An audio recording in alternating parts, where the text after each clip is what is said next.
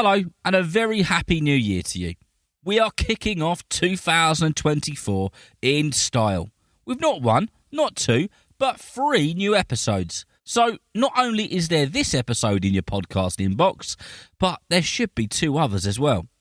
Now, before you hear the sound of the music and the episode gets going, I wanted to let you know that this year, the year 2024, I'm going to be going on a little UK tour around some schools and visiting some assemblies. In the assemblies, I will be doing some live podcasts on some of the most special players who have ever lived. If you want me to come to your school to do a live podcast, please ask an adult to speak to your school about getting in contact. The school can contact me on footballforkidspodcast@gmail.com.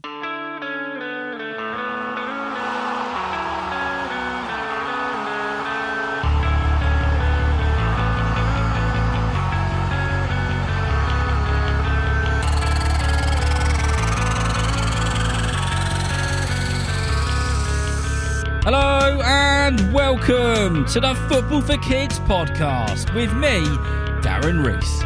In this episode, we're going to be speaking about 3 of the biggest comebacks in football. Before we do that, I wanted to read out a couple of your Apple Podcasts reviews.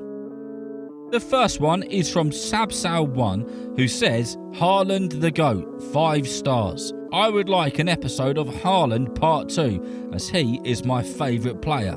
And then finishes their review with the biggest Haaland I've ever seen.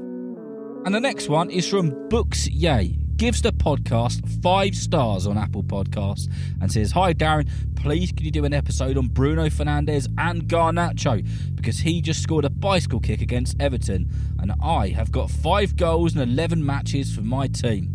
Well done you, and thank you for being a listener, and thank you to every single person who's taken the time to write a 5-star review on Apple Podcasts. Right then, let's get into this episode, shall we? On some of football's best ever comebacks. In football, there isn't anything that glues you to the TV as much of a sign of an incredible comeback does. Doesn't matter if it's the FA Cup, the Africa Cup of Nations, or watching your local non-league football team. When the team which are behind score a goal or 2, that famous phrase comes out of everybody's mouth who's watching. They couldn't, could they?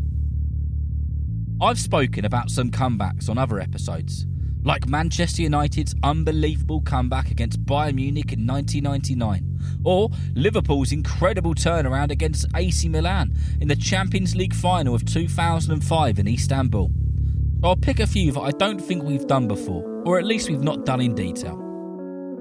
So here are some of my 3 most memorable football comebacks. It was Newcastle versus Arsenal at St James's Park. And it didn't take Arsenal too long to get going. Nope, it took Arsenal's Theo Walcott 40 seconds to skill through the Newcastle defence and slot one past the keeper.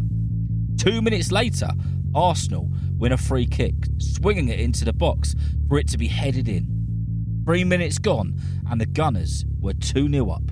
Things got even worse for the Magpies though, as Arsenal's Robin van Persie found himself in the perfect position like he always did, inside the box, and put his head into the ball to stick it past the keeper and into the back of the net. The time on the clock was only 10 minutes gone. It was turning out to be a miserable afternoon for the home fans, but it was about to get worse, as Robin van Persie saw a cross flying into the box again, and in perfect timing, he scores another header to make it 4-0. At 27 minutes gone, Newcastle fans were already starting to leave their seats and head home. Newcastle had never needed half-time like they did that day.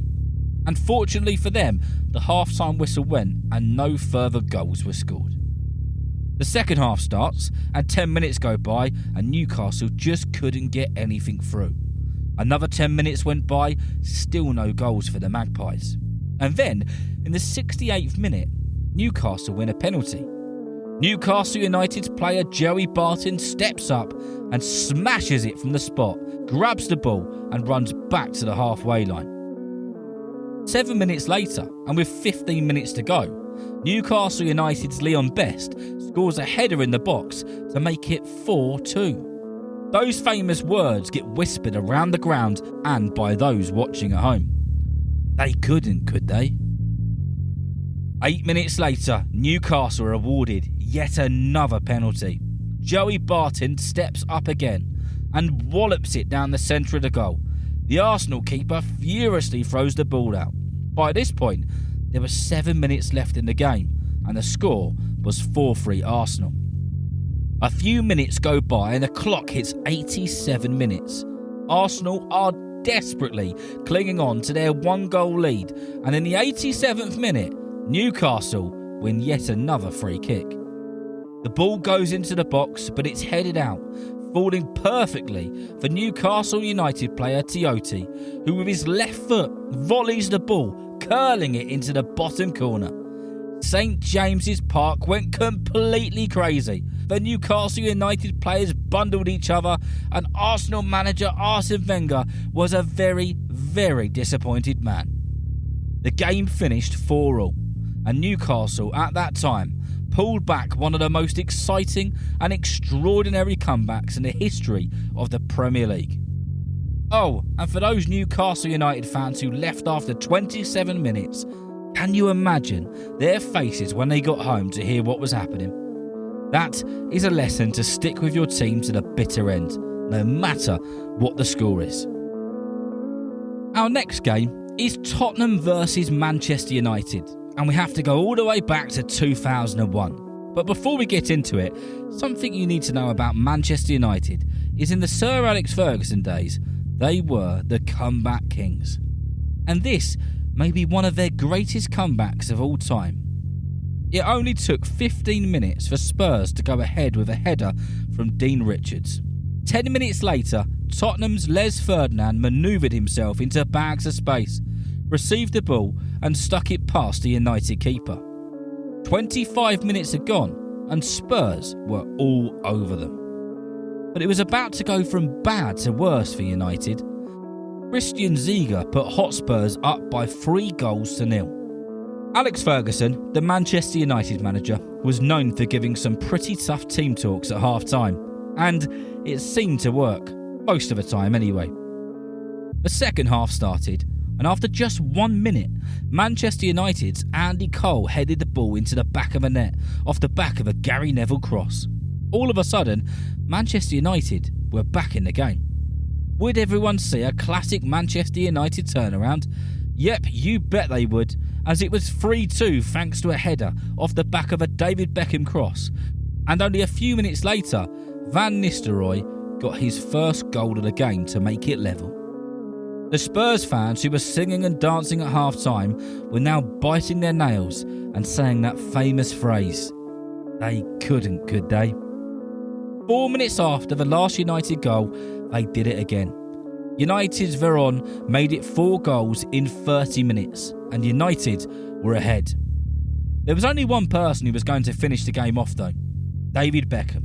With 3 minutes to go, he chested the ball on the edge of the box, and then without the ball hitting the ground, he pelts it, rocketing it into the corner.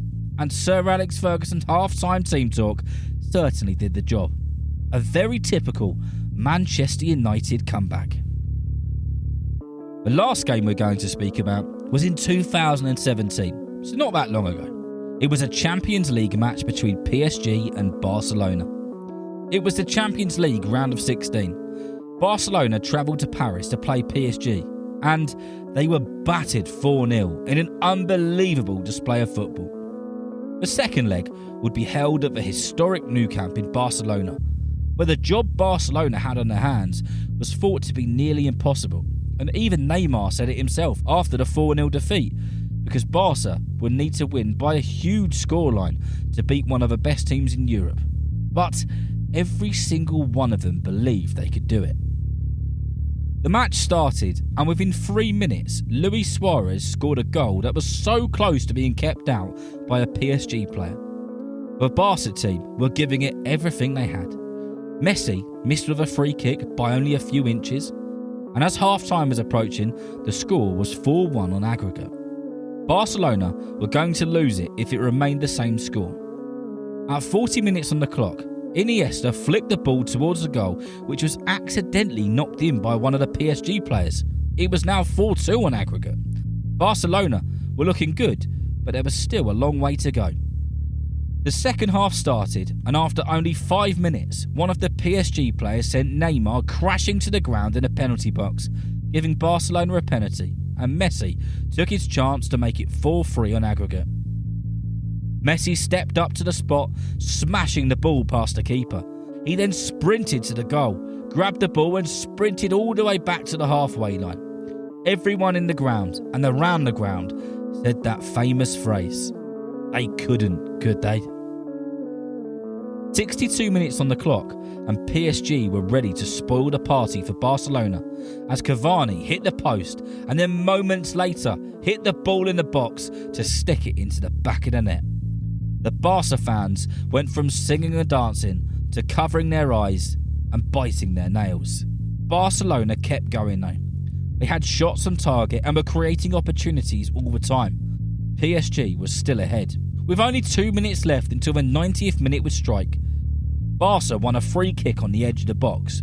Neymar Jr. stepped up to take the free kick, curling it into the corner of the goal. The Barca team and fans were believing again, and it was game on. That famous phrase was muttered again. They couldn't, could they? In the 91st minute of the game, Suarez was taken down in a box, giving Barcelona yet another penalty. Neymar wanted to take this one, and he took one of the classiest penalties you'll see. And then in the 90th minute, Sergio Roberto, off the back of a Neymar assist, made it 6-1 to seal the game for Barcelona. The PSG fans were silent, and the Barcelona fans were having a party. It was probably one of the most dramatic Champions League turnarounds that has ever been seen. I hope that you've enjoyed listening and learning about these 3 different comebacks from 3 different football eras. There are so many that we could speak about, and if there is one that you want covered on the podcast, please do let me know.